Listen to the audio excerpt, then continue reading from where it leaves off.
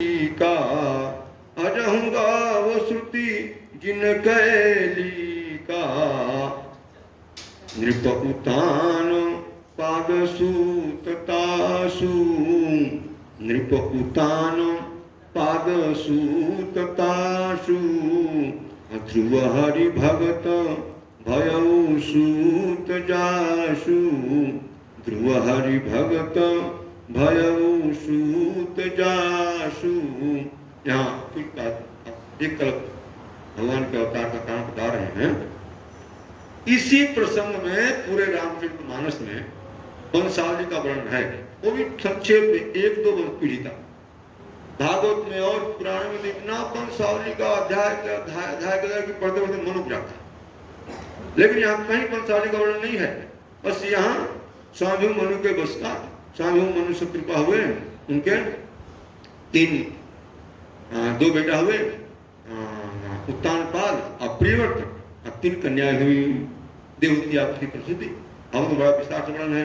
तो यहाँ नृपुतान पासु जासु ध्रुव भगत भविष्य जासु लघु शुद्ध नाम प्रियव्रता ही। अब वेद पुराण प्रसन्न हो जाए।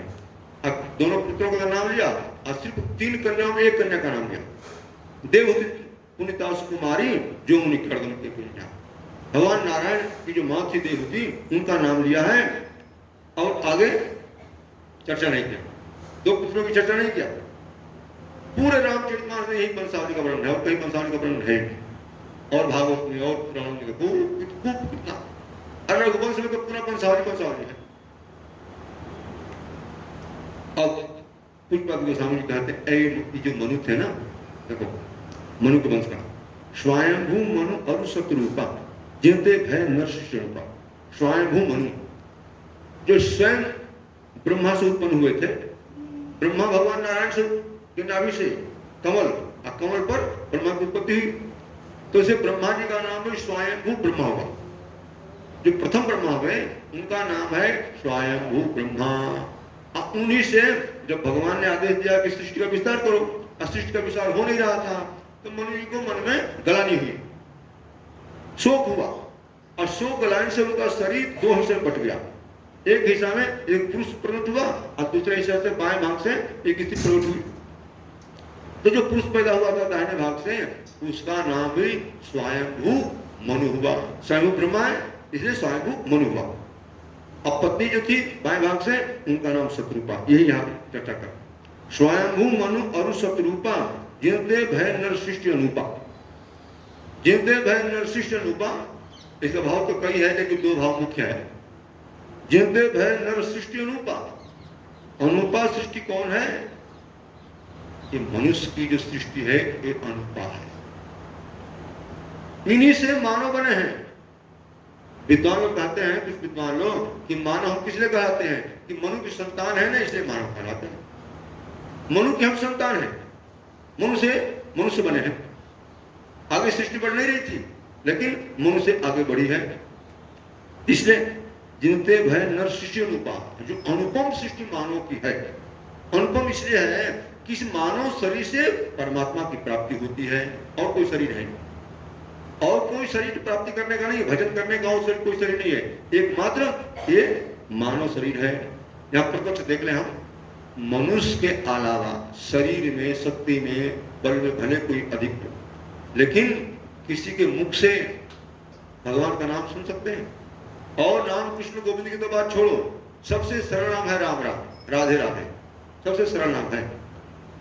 मनुष्य के अलावा कोई कह सकता है क्या? मनुष्य की 2 विशेषता है, एक तो इसका सर सीधा है, सरल करता है ना, सीधी है, सबकी झुकी हुई देख रहे, पशु पक्षी जितने हैं ना, सबके नाम झुकी हुई है। और दूसरी विशेषता कि मनुष्य की 32वीं खिलती है। 32 जो दांत है ना, हंसना, ये मनुष्य की होता है, और किसी की 32 देखा है क्या? किसी पशु को सबसे श्रेष्ठ पशु गाय है। हालांकि पशु कहना भी इसलिए उचित शब्द नहीं है कि भगवान की बड़ी प्यारी है, एक गाय को सबसे श्रेष्ठ है, सबसे श्रेष्ठ है। लेकिन हंसते देखा है क्या इसको? गाय, कुत्ता बिल्ली की तो बात छोड़ो, कुत्ता बिल्ली की तो बात छोड़ो, गाय को हंसते देखा है किसी को? तो मनुष्य का सर ऊंचा है और हस्तावती सी कृति है। इससे भगवान की कृपा के प्रसाद स्वरूप इन मानव तन मिला है। ऐसी के मुख से भगवान का नाम निकलता है और कोई दुनिया में 84 लाख सृष्टि में कोई भगवान का नाम ले नहीं सकता। इस बात को जब दिमाग में हमारी बुद्धि में आ जाएगी ना कि मनुष्य शरीर मिला है, किसी मुख से भगवान का नाम निकल सकता है और किसी मुख से भगवान का नाम निकलने वाला नहीं है, तो बात कुछ कुछ बन जाए। जो बात को हम बुद्धि से सोचेंगे ना वही तो बात तो बनती है। जैसे संसार की सोच रहे चाहे परमात्मा की सोच रहे, ये बात चिंतन करने की है। बोले भक्तों भगवान की। और दूसरा अर्थ है जिनते भय नर सृष्टि रूपा। जिनते भय नर सृष्टि रूपा, मानो तो अनुपा है लेकिन सबसे अनुपा क्या है? नर, नारायण ही नर बन गए, एक अनुपम सृष्टि है। नारायण जब नर में आ गए, मानव बन गए, तो एक अनुपम सृष्टि हो गई। तो इनसे ही स्वयंभू मनु और शत्रुपा तपस्या के भगवान नारायण को वो नर के रूप में, राम के रूप में प्राप्त, नर बना दिए, राम बना दिए। इसलिए तीन पे भय नर सृष्टि अनुपा। बोले भक्तों भगवान की। अब ये मनु जी बहुत दिनों तक राज किए हैं, बहुत दिनों तक राज किए हैं, लेकिन संसार से बैराग नहीं हुआ। होई न विषय विराग, भवन बसत भा चौथपना, हृदय बहुत दुख लाग, जन्म गयो हरि भक्ति बिनु। होई न विषय विराग, भवन बसत भा चौथपना, शुरू से लेकर चौथापन इनका आ गया, लेकिन संसार के विषयों से बैराग नहीं हुआ। अब तब इनके मन में हृदय बहुत दुख ला, जन्म गयो हरि भक्ति बिनु। जन्म मेरा बिना भक्ति का चला गया। देखो काम कब बनेगा ना, इस संसार के विषयों का सेवन करने से बैराग नहीं हो सकता। अब बैराग भी ना मुक्ति के 16 लक्षण बताए गए हैं। पूरा नाम तो हमको बात नहीं, मैंने सुना है संतों के मुख से। जो नाम जपना है, धाम का निवास है, भगवान का ध्यान करना है, आदि बातें हैं, तो उसमें एक बैराग भी है। बैराग को तो मैं तो समझता हूँ, इस पर चिंतन किया और संतों के मुख से भी सुना कि बैराग भजन से भी श्रेष्ठ है, भजन से भी बड़ा है। क्यों? प्रमाण इसलिए बड़ा है, अगर बैराग नहीं है संसार में तो भजन करके हम क्या मांगेंगे? संसार मांगेंगे, और संसार नाशवान है।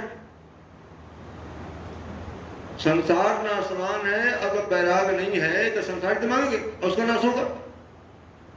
इसलिए भजन से भी बैराग श्रेष्ठ है।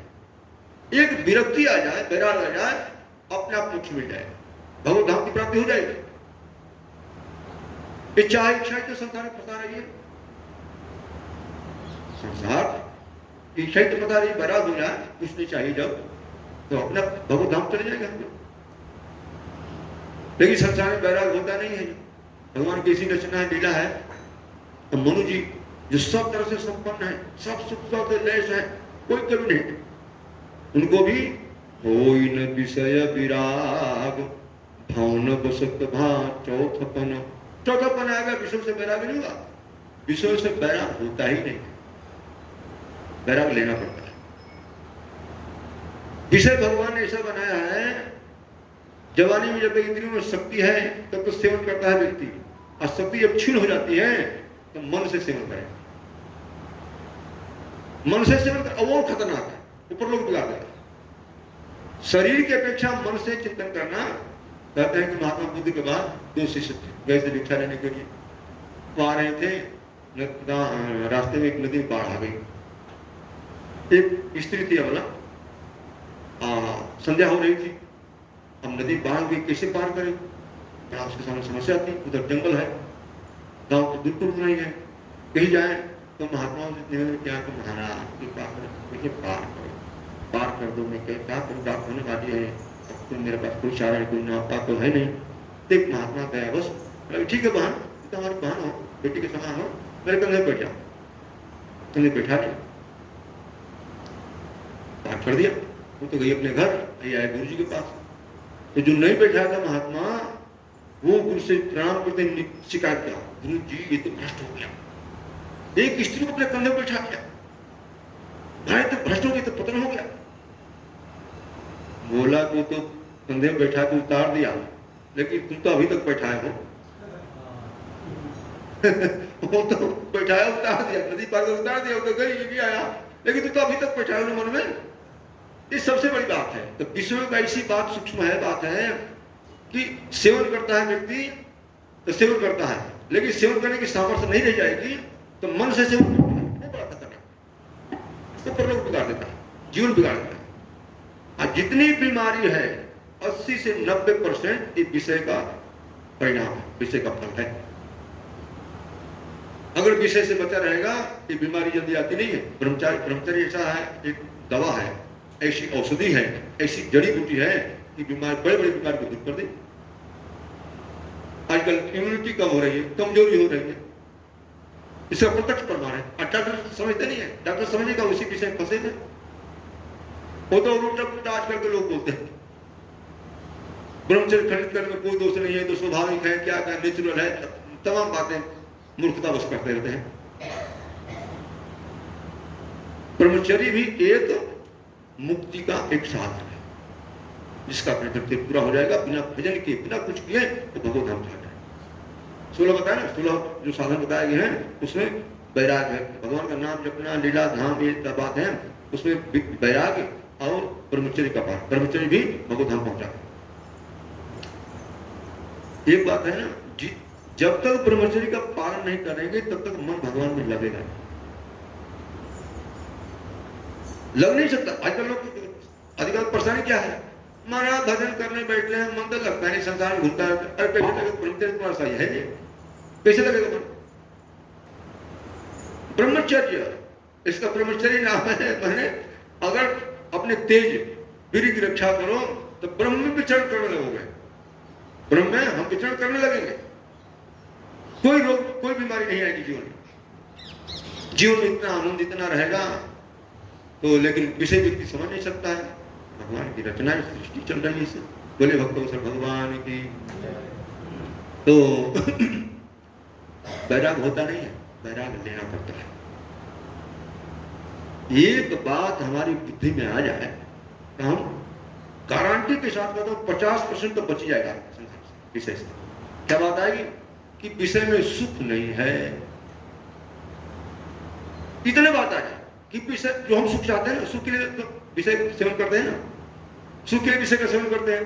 और जिस दिन हमारे बुद्धि में बात आ जाएगी कि विषय में तो महादुख है, सारा संसार का दुख इसी में है, अब देख लो विचार करके, सारा दुख जो है ना, चाहे शारीरिक हो, चाहे भौतिक हो, चाहे कोई भी दुख हो, सब इसी में है, ये विषय के सेवन।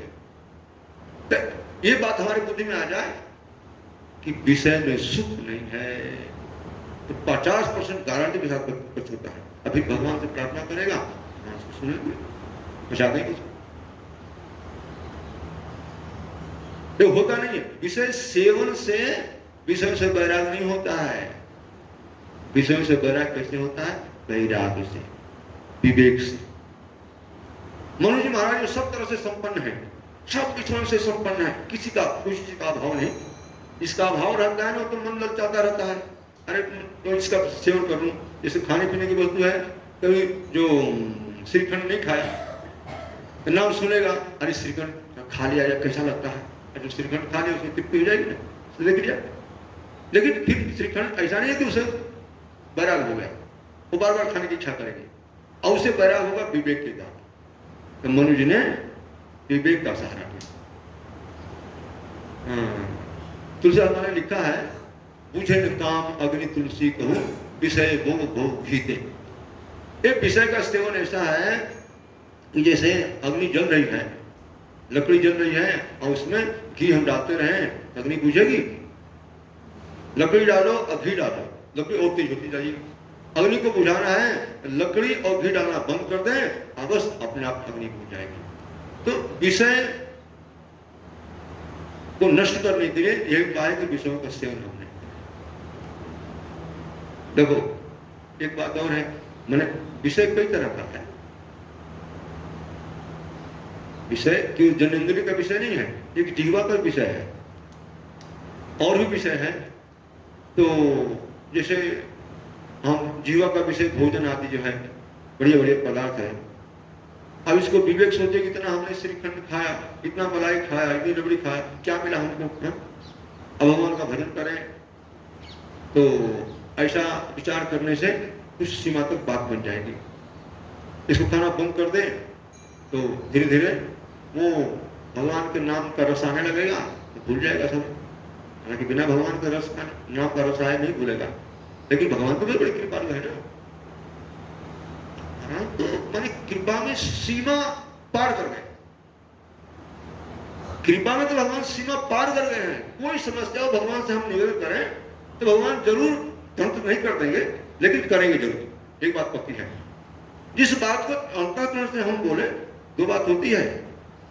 भगवान भागवत से बोलते हैं कर्दम से, हे कर्दम तुम्हारे अंदर में मैं जानता हूं कि जहां से बात उठती है वही मेरा निवास है। स्पष्ट बात भगवान ने कहा। एक फिर भी तो बोलो। तो व्यक्ति कहां से बोलता है?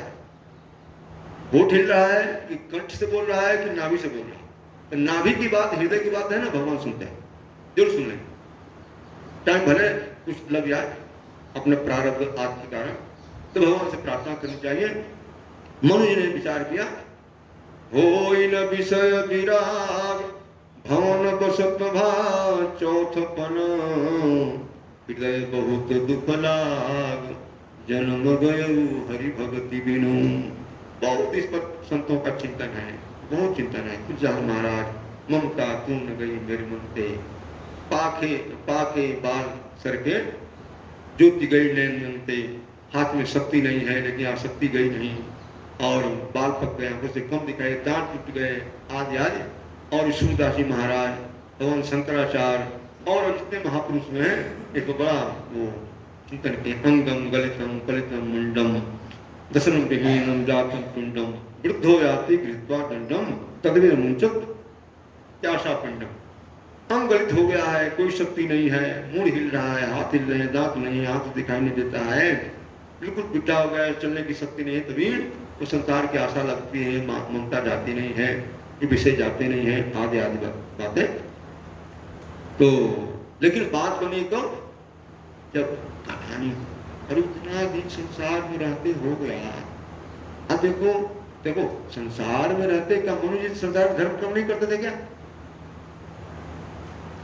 लोग कहते हैं अरे घर में भगवान नहीं मिलेंगे क्या? घर में भगवान बड़ा कठिन है। कहते हैं ना, एक बादशाह था, गुल्ला बुखारी उसका नाम था, इतिहास में आता है।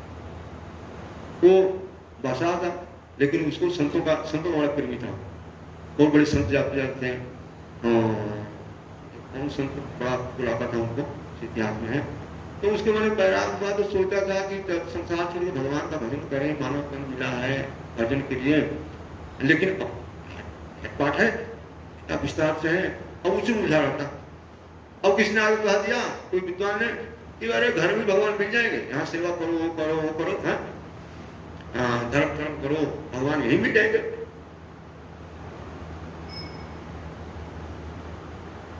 तो एक दिन कबीरदास जी आए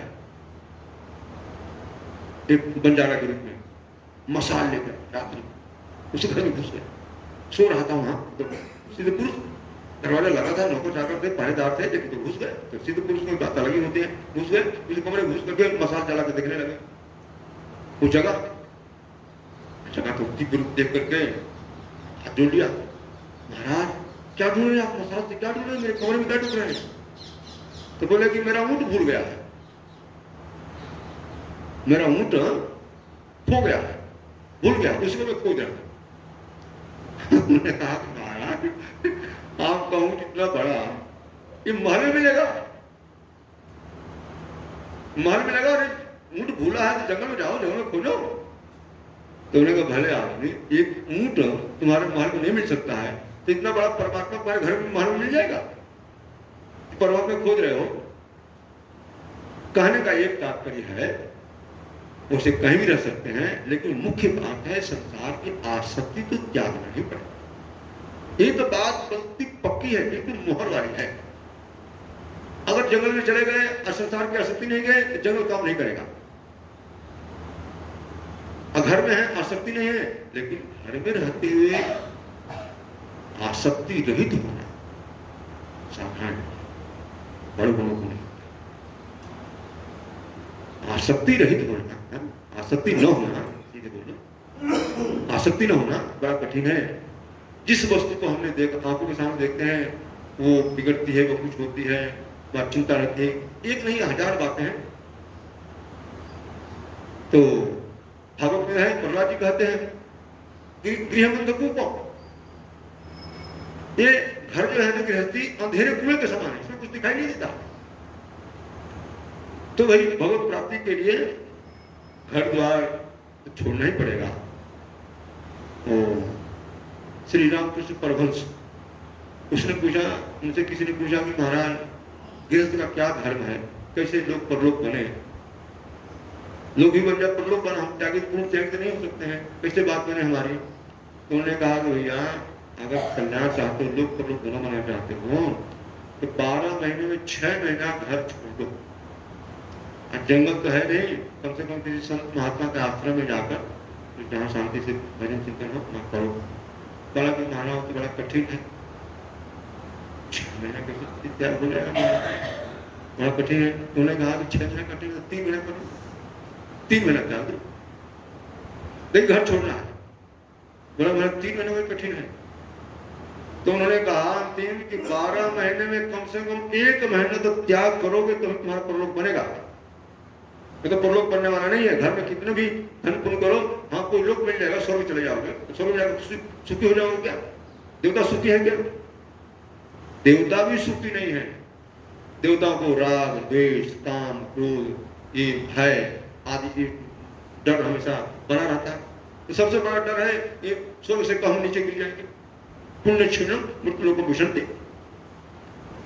तो धर्म पुण्य करने से हम स्वर्ग तक जा सकते हैं, वह और अधिक पुण्य करेंगे, तपस्या और भगवान का नाम लेंगे, घर में भजन करेंगे और कोई लोक मिल जाएगा, ब्रह्मलोक तक मिल सकता है, लेकिन वहां से तो आना पड़ेगा।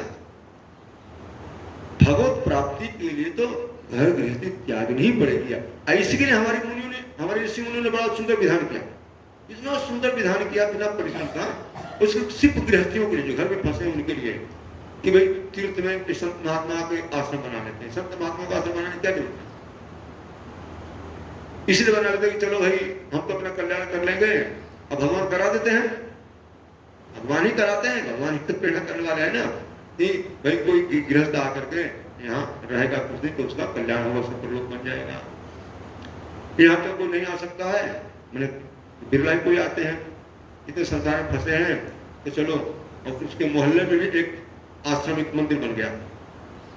भारतवर्ष तो भूमि है ऐसी है कि कल्याण करने के लिए बनी है, भगवान यहाँ स्वयं अवतार लिए हैं, ऐसा विधान बना दिए हैं कि तीर्थ हैं, संत महात्मा रहते हैं, और गांव-गांव में संत महात्मा भी रहते हैं। संत महात्मा चाहे नहीं रहे तो कम से कम मंदिर तो रहता ही है, तो कम से कम अपना घर छोड़ करके मंदिर में जाओ, कुछ घंटों के लिए जाओ, और तभी बात बनेगी। तो घर में कुछ भी कर लो तो बात बनने वाली है। कितना दान कर लो, पुण्य कर लो, वो घर का दान पुण्य थोड़ा फल देता है, अधिक से स्वर्ग तक जाएगा, फिर वहां से गिरना पड़ेगा। बोले भक्तवत्सल भगवान की। सबसे बड़ी बात है यहाँ, कोई न विषय विराग हमन बस प्रभा चौथपन, हृदय बहुत दुख लाग जन्म गयो हरि भगति बिनु। इनको बड़ा दुख हुआ, बड़ा कष्ट हुआ। जिस दिन साधक के मन में अगर कष्ट आ जाए, दुख आ जाए, हाय हाय हमसे तो भजन बना ही नहीं, हमसे धर्म कर्म हुआ नहीं, मेरा जीवन व्यर्थ चला गया। इनका जीवन व्यर्थ नहीं है, खूब धर्मात्मा राजा है, बड़े बड़े संत महात्मा ऋषि मुनि यहाँ आते हैं, खूब सदाव्रत चलता है, दान पुण्य धर्म सब करते हैं, लेकिन फिर सोचते हैं कि बैराग तो हुआ नहीं, त्याग तो हुआ नहीं, मेरा जीवन तो व्यर्थ चला गया। एक बड़ी मारी की बात है, देखो ऐसी बात सुंदर सुंदर है, संतों की बात है। त्याग तो होना है, त्याग होना है ना। कोई संसार लेकर घर गया, कोई संसार लेकर परलोक में गया, घर द्वार यहाँ धन संपत्ति अपने साथ को ले जाता है, सब क्या करना, सब छोड़ना पड़ता है। देखिए जबरदस्ती त्याग हो जाए उसमें बड़ा कष्ट भी होता है। एक अपने बुद्धि से विवेक से खुशी से त्याग कर लो, उसमें आनंद, उससे प्रसन्नता होगा। तो संसार को प्रसन्नता पूर्वक विवेक पूर्वक वो त्याग करेंगे, हिलानी पूर्वक। हाय हाय इतना जीवन बीत गया, कि जीवन तो कोई ठिकाना है नहीं, लेकिन फिर भी चलो 60 वर्ष के बाद 60 वर्ष हो गया तो तब तो व्यक्ति को बिल्कुल त्याग ही देना है, कैसा भी हो। बाप को बेटे को चाबी दे देनी चाहिए, सौंप देना चाहिए। अब सास को बहू को सौंप देना चाहिए, आखिर तुम्हें तो संभालोगे ना, अब इसे संभालो। कुछ भी हो, चाहे घी गिर जाए, चाहे आग लग जाए, कुछ नहीं बोलो, अरे उसी का हो रहा है, वही तो संभालने वाले हैं। आग लगाएगी तो अपने घर में आग लगाएगी, तुम्हारा क्या है, तुम छोड़ के जाओगे, कितने दिन के मेहमान हो, तुम तो मेहमान हो, कितने दिन के हो, इसलिए उसको छोड़ दो। अपनी बुद्धि अपना विवेक यही है कि भाई 60 वर्ष के बाद जरूर कहते हैं ना, हमारे यहाँ के एक संत बोलते थे, हमारे यहाँ गिनती भी बड़ी शिक्षा देती है। 50 के बाद गिनती आती है 51, 52, 53, 54, 55, 56, 57, 58, 58 तो मन है, मैंने बन, मैंने 50 के बाद वन का रास्ता, वन ना हो, वन आपका तो है कहाँ, तो कम से कम आश्रम तीर्थों में तो जाना ही चाहिए, संतों के पास तो जाना ही चाहिए। अब 50 मन लग गया, अगर 58 तक नहीं गए तो अब 60 हो गए, लेकिन थोड़ा सा कम है, 60 माने 60 माने मूर्ख, 60 का अर्थ है मूर्ख, थोड़ा मूर्ख तो हो गए लेकिन थोड़ा सा कम है। 1 वर्ष के बाद 60 हो गया ना, मैंने पूरा पक्का 60 हो गया। 60 वर्ष के बाद जिसने आसक्ति नहीं त्यागा, जिसने आंख बंद नहीं किया, अरे कोई बहू है, बेटा है, छोड़ो, आग लगा दो, घी गिरा दो, कुछ कर दो। हमारे यहाँ घी की बड़ी महिमा इसलिए शास्त्र में लिखा है दूध घी की बड़ी महिमा बताई गई शास्त्रों में, बड़ा बड़ा धन है ये, पुराना धन, इसी का नाम ज्यादा। वो खजाने में आग लगा दे, कुछ लगा, उसी का तो चलेगा, अपना का चलेगा। हम तो थोड़े दिन के हैं, तो ऐसा जीव जब करेगा तब उसका परलोक करते हैं। हम मनु जी को बड़ा दुख हुआ, हृदय बहुत दुख लाग जन्म करूं हरिभक्ति करूं। जिस दिन दुख आ जाएगा कि मेरा जीवन तो व्यर्थ चला गया, मैंने भजन किया नहीं, जैसा भजन चाहिए, जैसा धर्म कर्म करना चाहिए उसने किया ही नहीं, अब व्यर्थ चला गया, कितने दिन का जीवन है, तब भगवत कृपा से बात बन जाएगी।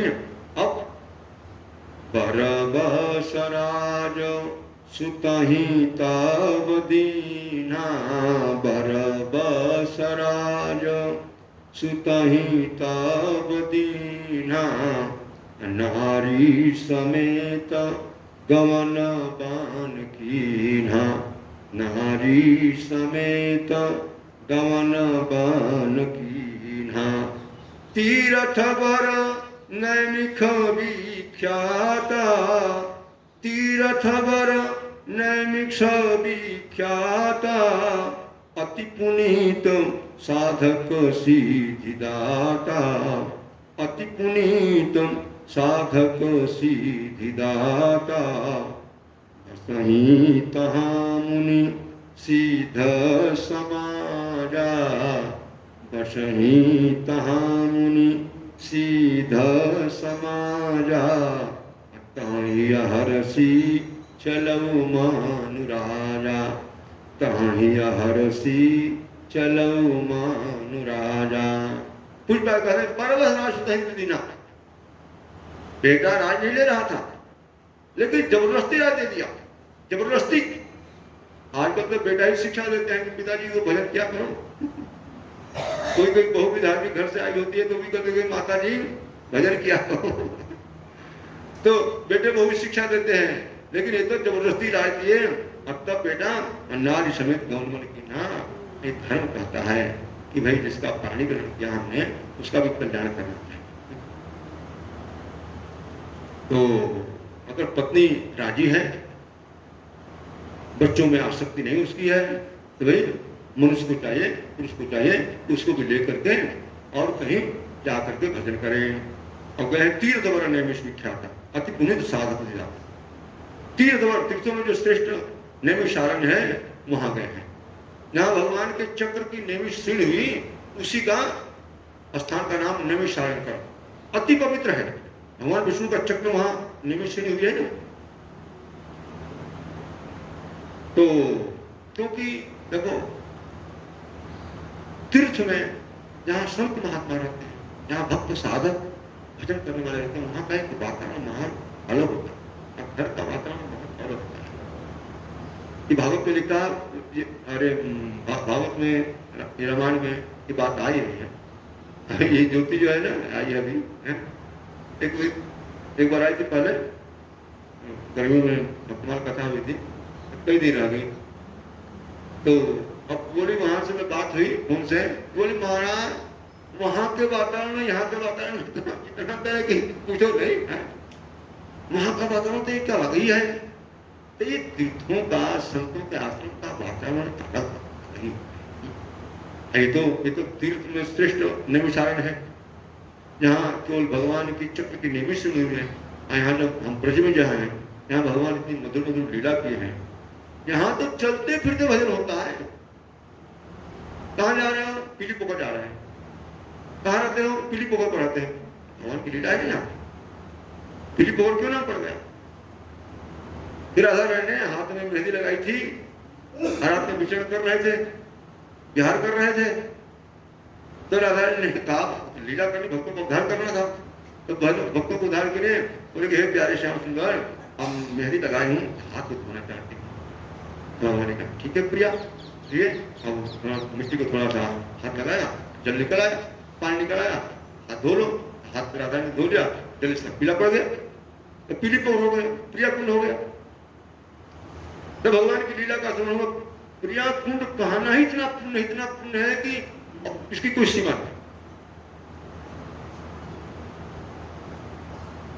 जो साधारण हम पुण्य करते हैं ना, उसकी तुलना ये प्रिया कुंड सबसे हम नहीं कर सकते, उसकी तुलना नहीं कर सकते। ये भगवत परक लीला का नाम है ना। तो भजन धर्म होता ही नहीं है। तीर्थ में जहाँ शांति से, जहाँ संत महात्मा शांति से भजन करते हो, कोई अच्छा साधक हो, सिद्ध की दबा, चलो सिद्ध कहाँ मिलने वाले हैं, एक साधक ही मिल जाए अच्छा, उनके सानिध्य में वो भजन होता है और भगवान कृपा करते हैं। वहां गए हैं जहाँ बस ही तहाँ मुनि सिद्ध समाजा, तहाँ ही हर्ष चले मन राजा। प्रसन्नता पूर्वक गए और वहां पहुंचे हैं जब, तो जा करके वहां जो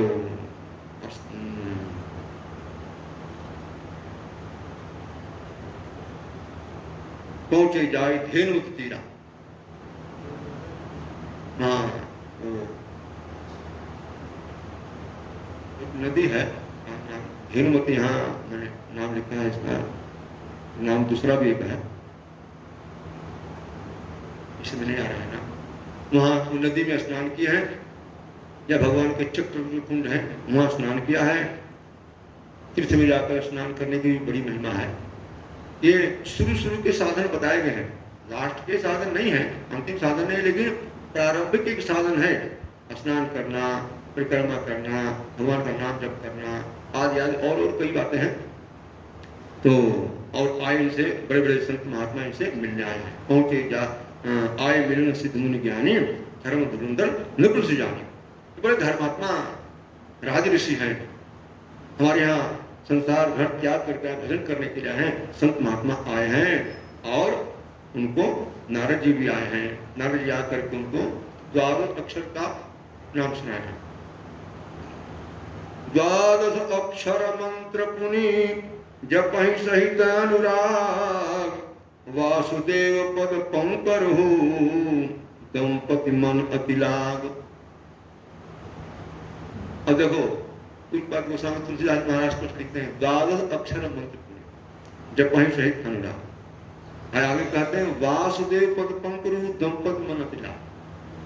वासुदेव किसे कहते हैं? वासुदेव तो श्री कृष्ण है ना। 12 मंत्र उनका ही है ना, जो नारद जी ने ध्रुव जी को दिया है। वही मंत्र यहाँ दिए हैं वसुदेव जी को। इनको दर्शन किसका हुआ है? मनु शत्रुपा को वासुदेव मंत्र 12 अक्षर मंत्र जो नारद जी ध्रुव जी को दिया, वही मंत्र यहाँ दिए हैं। और दर्शन किसका हुआ? किसका हुआ? अरे आप लोग भी थोड़ा बोलो। श्री राम का दर्शन हुआ। नील सरोवर नीलमणि नील दृढ़ता लाजंतन शोभान की पूर्णता। नीलमणि श्री राम का दर्शन हुआ, दो भुजा वाले श्री राम का दर्शन हुआ। तो नाम में कोई भेद नहीं है, ध्यान की बात अलग है। जिस रूप को हम चाहेंगे, आगे हम चर्चा कर देंगे, अभी तक संकेत कर रहे हैं। कहने का तात्पर्य ना कि किसी बात का दुराग्रह नहीं करना चाहिए। इसलिए इस बात को किया कि द्वादश अक्षर में बड़े बड़े विद्वान लोग बोले नहीं, 6 अक्षर राम का मंत्र और 6 अक्षर सीता जी का मंत्र। द्वादश अक्षर तो स्पष्ट है। अब वासुदेव का अर्थ क्या कर दिया? द्वादश अक्षर मंत्र 6 अक्षर राम और 6 अक्षर सीता जी का मंत्र कर दिया। 12 अक्षर का 10 अक्षर हो गया। लेकिन आगे शब्द लिखता वासुदेव पदपम गुरु, तो उसका अर्थ तो विद्वान है नहीं भाई। विद्वान तो बुद्धि है, बुद्धि तो संसार में सबसे बड़ी है। अब इसका अर्थ करते हैं वासुदेव किसे कहते हैं? जो कण कण में बसा हुआ है, जरे जरे में जो बसा हुआ है वही वासुदेव है। तो राम भी है, रमन तेज योगी नाम आदि आदि जो बातें हैं। तो ये बातें दुराग्रह की है। सीधी सीधी बात सरलता से कहनी चाहिए, समझनी चाहिए, सुननी चाहिए, तब बात बनती। भगवान कृपा करते हैं। विद्वता में ये अपराध हो जाता है। दुराग्रह जो दुराग्रह ले लेंगे ना, और उसको दंड भोगना पड़ता है इसी जीवन। तो अब भजन करने लगे हैं। अब भजन का देखो, जितना भजन करने के पहले हमारे ऋषि मुनियों ने भोजन पर ध्यान दिया है। भजन कैसे होगा? आहार शुद्ध हो, शब्द शुद्ध हो, शब्द शुद्ध हो, ध्रुव स्मृति। जब तक भोजन शुद्ध नहीं होगा तब तक भजन नहीं हो सकता। कि भोजन का शरीर में संचार होता है ना, सब सात धातुएं बनती है, अंत में बुद्धि में हो जाता है, तो इसे बुद्धि हो जाएगी। इसलिए भजन करने वाले को ज्यादा नहीं तो कम से कम 10 त्याग करना ही पड़ेगा, तभी भजन होगा। एक तो ऐसे ही हम भगवान का भजन कर रहे हैं, हम मंत्र ले लिए, भगवान को लहसुन प्याज भोग नहीं लगता है, अब फिर हम खाएं कैसे? भक्त का लक्षण है कि जो भगवान को भोग निवेदित हो जाए उसी को ग्रहण करना, प्रसाद रूप। भोजन करता नहीं तो प्रसाद ग्रहण करता है। लहसुन प्याज भगवान को निषिद्ध बताया गया है, तमोगुणी भोजन है वह। यहाँ तो बड़ा देखो, भगवान ऐसे तो मिलते हैं।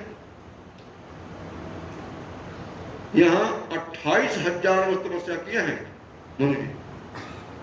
28,000 वर्ष कलयुग का 28 वर्ष। वहां तो लाखों वर्ष उम्र थी ना, लाखों में 28,000 मान लो। 5,000 वर्ष केवल अन्न का नाम ही नहीं लिया, हम तो घर से खाए थे, यहाँ पे हम छोड़ दिया। करहि हार सात फल कंदा, सुमरहि ब्रह्म सत्यानंदा, पुण्य हेतु कर्म तप लागे, बार आधार मूल फल त्यागे। अब आहार छोड़ करके जल पर मूल जमीन के अंदर का, और फिर जल पर रह गए, वो भी त्याग दिए। और बीच बीच में त्रिदेव ब्रह्मा विष्णु अनेक बार आए इनको वरदान देने के लिए, लेकिन किसी की तरफ देखा नहीं है। अंत में जब तपस्या में लगे हुए हैं, तो अब तीनों देव आ गए और उनसे कुछ मांगा नहीं, तब आकाशवाणी हुई। बिल्कुल शरीर हड्डी हड्डी हो गया। पहले प्राण जो था ना, हड्डी में बसता था, हड्डी तब नहीं थी, मरता नहीं था। अब कलयुग में प्राण कहां बसता है? अन्न में। एक दिन अन्न नहीं मिले, कल एकादशी है, कल एकादशी कल नहीं मिलेगा, हालांकि फलाहार खाएंगे खूब खुश होकर। अधिकांश लोग, सबकी बात नहीं है, जो है भाई निष्ठा वाले प्रेमी भगवान का प्रेम चाहते हैं। अरे मानव जीवन मिला है, थोड़ा कष्ट तो उठाना ही चाहिए। देखो एक ऐसी बातें हैं ना कि विचार करो तो बात कुछ बन जाएगी। अरे शरीर को कष्ट मिलना ही है ना, चाहे तपस्या के दौरान बहुत सारे कष्ट सहन लो, और चाहे बीमारी के दौरान कष्ट सहन कर लो, कष्ट मिलेगा ना। जो एकादशी का व्रत विधिवत करेगा, कुछ नहीं खाएगा बना करके, आधी बीमारी नहीं 80% बीमारी दूर हो जाएगी। अगर निराजल की तो बात छोड़ो, केवल पानी पर रह जाओ। कलयुग में निराजल अब पानी दोनों का फल की बताया, मैंने संतों की बात करता, हम महापुरुषों की मुख्य बात नहीं करता। हम कहूंगा वही ना जो हमारे को अच्छा लगता, मैंने भी सुधार किया उसको। तो निराजल बिना पानी का तो बड़ा कठिन है। यहाँ कितने संत भक्त करते हैं, खूब करते हैं, यही करते हैं और बहुत जगह करते हैं, लेकिन ज्यादा नहीं तो पानी पर रह जाओ। जो पानी पर रह जाएगा, एकादशी का व्रत करेगा, तो उसका बड़ी बड़ी बीमारी 80% नष्ट हो जाएगी, बिना डॉक्टर के, बिना दवा के चली जाएगी। एकादशी महाशक्ति है और कलयुग का एक बहुत, उसको महाव्रत भी कहा गया है। और तो व्रत है, एकादशी महाव्रत है। एक कलयुग की सबसे बड़ी तपस्या है कि 3 दिन का व्रत होता है। दशमी के दिन एक दिन खाना, एकादशी को जल पियो चाहे निराजल रहो, और फिर द्वादशी के दिन एक समय, दोनों समय नहीं, इच्छा हो तो फल खा सकते हैं। तो बड़ी तपस्या भी है, कलयुग की सबसे श्रेष्ठ तपस्या है। तो एकादशी शरीर को समय कष्ट देंगे तो बीमारी से कष्ट नहीं होगा। अब आज तक हमको तो बड़ा हंसी आती है, ये दर्द कर रहा है तो ये दर्द कर रहा है, यूं दर्द कर रहा है, अपन तो रहते नहीं है, और नहीं मिला तो खूब खा लो। हम उल्टा पुल्टा खाते हैं लोग, सिंघाड़ा का हलवा, मिट्टी का पकौड़ी, आलू की सब्जी, ये सब महाबेकार है। इतना शरीर को नुकसान करने वाला है, गरिष्ठ माने भोजन है। ये आंतों को नेचुरोपैथी की पुस्तक पढ़ो, नेचुरोपैथी में जाओ तो ज्ञान हो जाएगा। कोई जो साधक महात्मा से जाओ तो ज्ञान हो जाएगा इसका। ये खाने की वस्तु नहीं है, और उससे कोई यही बनेगा, क्या बने, बनाना पड़ता है, यही है और क्या है। अधिक से अधिक नहीं रहता हो तो दूध और फल ले सकते। दूध उत्तम है, जल के बाद दूध। अगर जल पर नहीं रह जाता हो तो दूध ले लो, कुल दूध पर हो। और दूध पर नहीं रहता हो, अंतिम लास्ट है फल। दूध फल से रह सकते हो, तभी आधी बीमारी दूर हो जाएगी। और नहीं तो भाई कष्ट तो सहना करना पड़ेगा, चाहे ना कैसे पकड़ो, चाहे सीधा पकड़ो, चाहे उल्टा पकड़ो, और कष्ट से छुटकारा मिलने वाला नहीं है। तो समझ गुरु के मानव शरीर मिला है तो विवेक से थोड़ा सा कष्ट सहन करना चाहिए। इसे लोक प्रलोक दोनों बनता है। तो तपस्या करनी है, मानव शरीर तपस्या करने के लिए मिला है, और कोई शरीर तपस्या करने के लिए नहीं है। बोले भक्तवत्सल भगवान की। अंत में मनु जी का एक हड्डी मात्र रह गया, तब आकाशवाणी हुई। भगवान समझ गए कि मेरा अनन्य भक्त है। प्रभु सर्वज्ञ दास ने जानी, गति अनन्य तापस ने प्रदानी। भगवत प्राप्ति में अनन्यता एक बहुत बड़ा साधन है।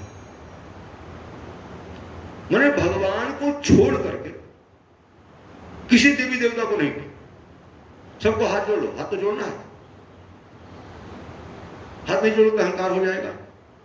हम सबसे छोटे हैं, अब तुम कृपा करना चाहिए, कृपा करो कि हमारे इष्ट में प्रेम हो, हमारी भक्ति बढ़े, इतने कहना है। लेकिन कुछ चाहना नहीं है। अगर कुछ चाहना है तो चाहने लायक तो कोई संसार में वस्तु है ही नहीं। अगर चाहो तो अपने इष्ट से चाहो, अपने प्रभु से चाहो। ये अनन्यता है, किसी का विरोध नहीं, अपने इष्ट में प्रेम रखना। भगवान ने देखा कि तो अनन्य है।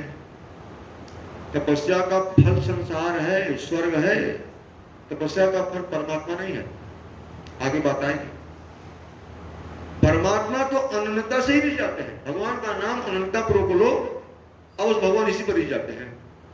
तो भगवान अनन्य समझ करके आकाशवाणी हुई, मांगू मांगू बरु भय ना भवानी, मांगू मांगू बरु भय ना भवानी, परम गभीर कृपामृत सानी, परम गभीर कृपामृत सानी। मृतक जियावनी गिरा सुहाई, मृतक जियावनी गिरा सुहाई, श्रवण रंग हुई उरजब आई, श्रवण रंग हुई उरजब आई, इष्ट पुष्ट तनु भये सुहाये, इष्ट पुष्ट तनु भये सुहाये, मानहु अबहि भवन ते आए, मानहु अबहि भवन ते आए। भगवान ने कहा कि मांगो मांगो, क्या चाहते हो। अब भगवान की वाणी सुन करके इनका शरीर हिष्ट-पुष्ट भर गया। जैसे घर से आए थे, राजपाट छोड़ कर आए थे, वैसा इनके शरीर में शक्ति का संचार हो गया। ये भगवान की विशेषता। मनु जी ने कहा कि महाराज सामने तो आओ तब तो मांगू, अब कहां से बोल रहे हो, सामने आओ तो मांगू। तो भगवान ने कहा सामने तुम्हारे गया था मैं, तुमसे मांगा ही नहीं, हमारे प्रकट देखा ही नहीं, हमारा किस रूप में आए। तो ब्रह्मा विष्णु महेश ये त्रिदेव हमारी तो रूप है, ये त्रिदेव हमारी तो रूप है, मैं तो त्रिदेव बना हूं संसार की सृष्टि चलाने के लिए, उत्पन्न करने के लिए ब्रह्मा बन गया, अपहरण करने के लिए विष्णु बन गया, अष्टंगार करने के लिए शंकर बन गया, मैं ही तो बना हूं, नहीं मेरे तो देखा ही नहीं। तो हमको रूप तो दो कोई, किस रूप को चाहते हो। तब मनुष्य ने कहा प्रभु जो स्वरूप बस शिव मान माही, जो स्वरूप बस शिव मान माही, जहि कारण मुनि जतन कराही, जहि कारण मुनि जतन कराही। जो भूषुंडी मन मानस हंसा, जो भूषुंडी मन मानस हंसा, सगुण अगुण जहि निगम प्रशंसा, सगुण अगुण जहि निगम प्रशंसा। देखई हम सो रूप भरि लोचन, देखई हम सो रूप भरि लोचन, कृपा करहु प्रणतारी तमोचन, कृपा करहु प्रणतारी तमोचन। मनु ने कहा कि प्रभु जो निर्गुण हो सगुण हो, जो भगवान शंकर जी का ध्यान करते हो, जो भुसुंडी के मन मानस में बसे हुए हो, मारा वही मैं अपने इन नेत्रों से देखना चाहता हूँ। और जो रूप दिया बताया, झट भगवान नील सरोरुह नीलमणि, नील नीरधर श्याम, लाज तन शोभा रखी, कोटि कोटि सत्य काम। अकेले नहीं आए, अरे भगवान जगत जननी श्री सीता जी के साथ भी आए हैं। बाम भाग शोभति अनुकूला, आदि शक्ति छवि जग मूला, जा सोन सुजय गुण खानी, अग्नि लक्ष्य उमा ब्रह्मानी, आदि आदि। मैंने भगवान तो जानते हैं उनके मन की बात। तो बोले कि भाई अब हमको बेटा मांगोगे तो बहू कहां ढूंढ पाओगे, हैं? तो बहू को मांग लेना, बेटा का तो बहू आएगी ना। इसलिए भगवान जुगल सरकार के रूप में प्रकट हुए हैं और मनुष्य देखते हैं क्या कहना आनंद का पा रहा है। वो आनंद जो वाणी का विषय नहीं है, और बिल्कुल शरीर की दशा भूल गई, मन बुद्धि चित्त जितना है सब कोई काम नहीं कर रहा है, और भगवान के चरणों में गिर पड़े, ध्यान ही नहीं रहा, गिर पड़े डंडे के समान। भगवान उनके सर पर हस्त रखते हैं और बोले कृपा निधान पुनि, अति प्रसन्न मोहि जान, अमांगहु पर जो भाव मन, महादानी हनुमान। भगवान बोले कि प्रदान मांग लो, मैं महादानी हूं। संसार के लोग दानी हैं, लोग कहते हैं ना कि दाता एक राम भिखारी सारी दुनिया, सारी दुनिया सब देवी देवता आ गए, दाता महादानी। और लोग दानी हो सकते हैं, यहाँ स्पष्ट पुष्पक गोस्वामी लिखते हैं महादानी हूं, मैं महादानी हूं। और लोग दानी हो सकते हैं, लेकिन मैं तो महादानी हूं ना, मुझे कोई नहीं दे सकता है, वो मैं दे सकता हूं। मानो जो मन में इच्छा हो मांग लो। अब तो बोले क्या पूछ रहा हूँ आनंद का। अब बोले कि प्रभु आपके चरणों का आपका दर्शन करके मेरी सारी अभिलाषा पूरा हो। पहले तो दर्शन की इच्छा थी, क्या आपका दर्शन हो, आपने कृपा करके दर्शन दे दिया, सब कामना मेरी पूरी हो गई।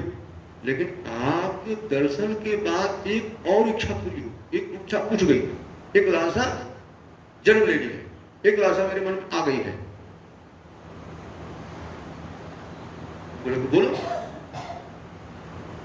पहले तुम्हारे मन में दर्शन करने की इच्छा थी, दर्शन हो गया, अब दूसरी इच्छा क्या हुई वो बताओ।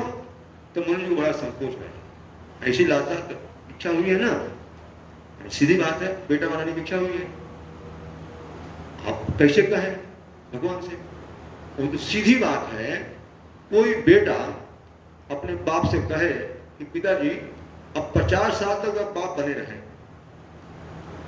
आप हम आपको पापा परिवार की भाषा में पापा कहते रहे, अब आज तुम हमको पापा कहना। किसी बेटे की हिम्मत होगी? संसार में हिम्मत हो कोई कर सकता है क्या? लेकिन ठीक बात यही है, जो जगत के पिता है, सबके पिता है, उनको मनुष्य बेटा बनाने आते हैं। जगत के पिता करे तो मेरे को पिता कहो। बोले कि प्रभु सुगम अगम कहीं जात सुना है, मेरे मन में इच्छा है ना, बड़ी सरल भी है, बड़ी कठिन भी है। तो भगवान ने कहा कि कैसे हो सकता है?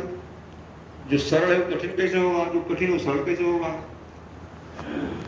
तो मनुष्य ने कहा कि प्रभु बात यह है ना कि मेरे लिए तो कठिन है लेकिन आपके लिए सरल है। मेरे लिए तो कठिन है, हो नहीं सकता है, लेकिन अपने तो सरल है। तो भगवान तो अंतर्यामी है, सब जानते हैं, जान गए उनके मन की बात। तो भगवान ने स्पष्ट कहा कि सकुच बिहारी मांग निप मोही मोरे नहीं अदेक सकुच। अरे संकोच क्या कर रहे हो? संसार का बाप बेटा नहीं बन सकता है, लेकिन मैं जगत का पिता होकर के बेटा बनने को राजी हूं। जो जीव चाहता है वो भगवान बन जाता है, बस हमारे ऊपर निर्भर है, जो इच्छा तो बना ले।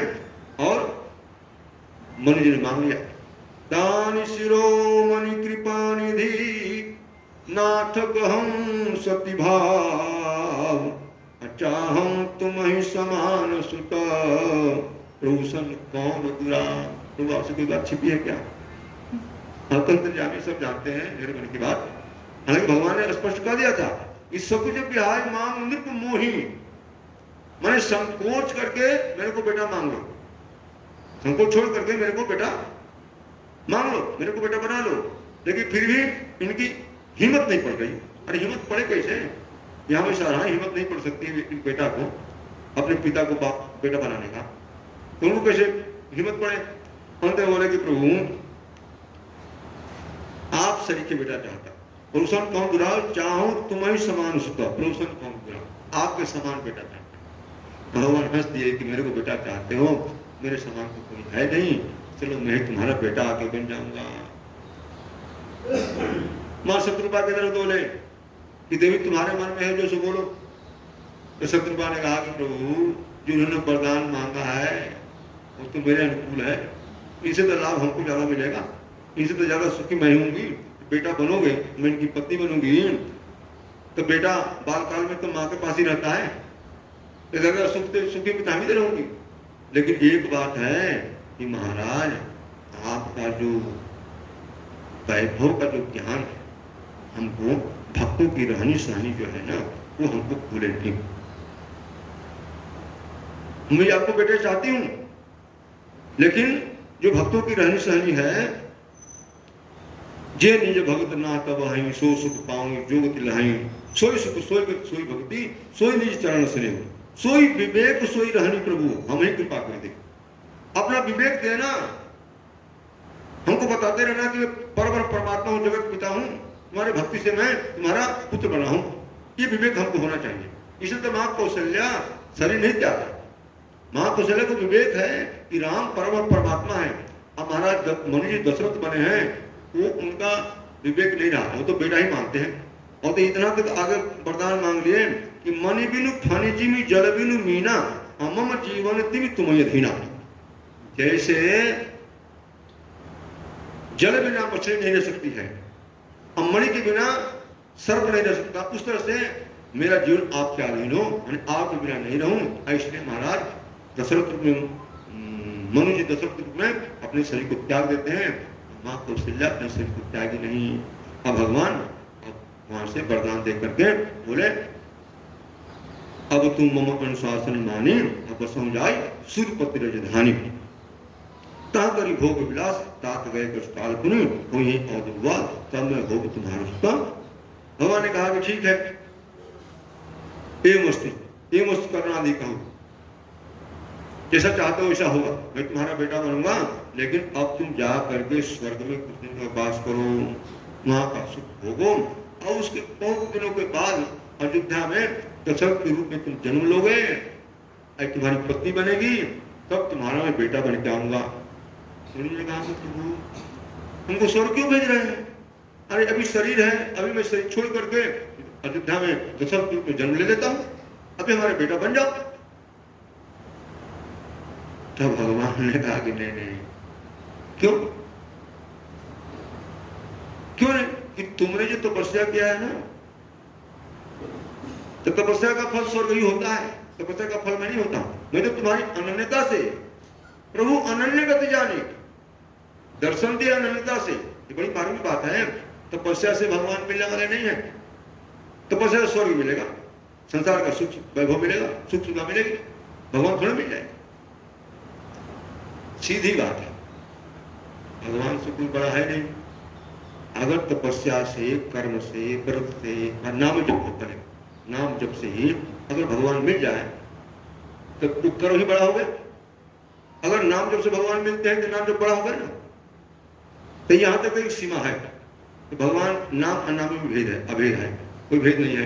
लेकिन और हम साधन करते हैं, तपस्या करते हैं, दान करते हैं, व्रत करते हैं, तीर्थ करते हैं, और करते हैं, और उसके बल पर चाहे परमात्मा को प्राप्ति कर लें, ये कभी हो नहीं सकता, क्योंकि परमात्मा से कोई बड़ा है नहीं। तो ये धर्म कर्म कैसे बड़ा हो जाएगा? तो धर्म कर्म से भगवान नहीं मिलते हैं, संसार मिलता है। भगवान कैसे मिलते हैं? अनन्यता से, प्रेम से।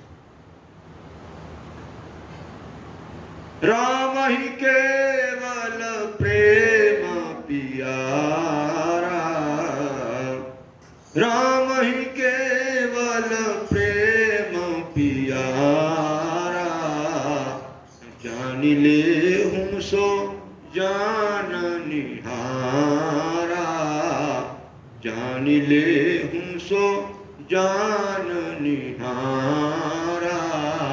तो क्या धर्म करो, हम दान पुण्य नहीं करें? भगवान मिलेंगे तो क्या करना है? अरे उसका सदुपयोग है, इसलिए नहीं। देखो एक बड़ी बात है, बड़ी मानक बात है, महापुरुषों की बात है, मैं कह रहा हूं, दान पुण्य हम अपना मान के करेंगे तो बंधन होगा। स्वर्ग भी तो बंधन है ना। स्वर्ग का बंधन कैसे है?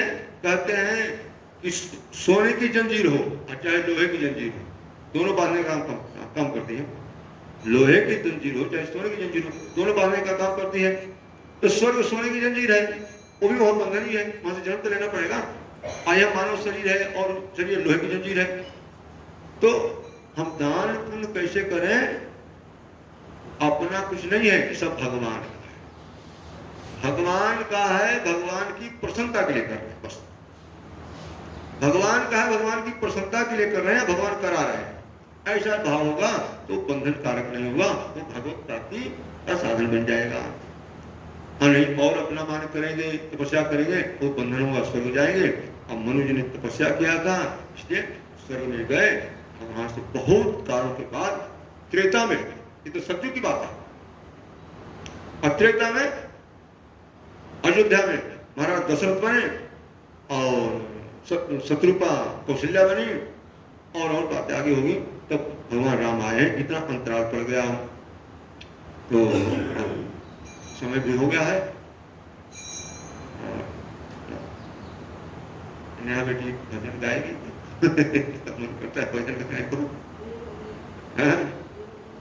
देर हो गई तो चलो भगवान का नाम ले लेते हैं आप।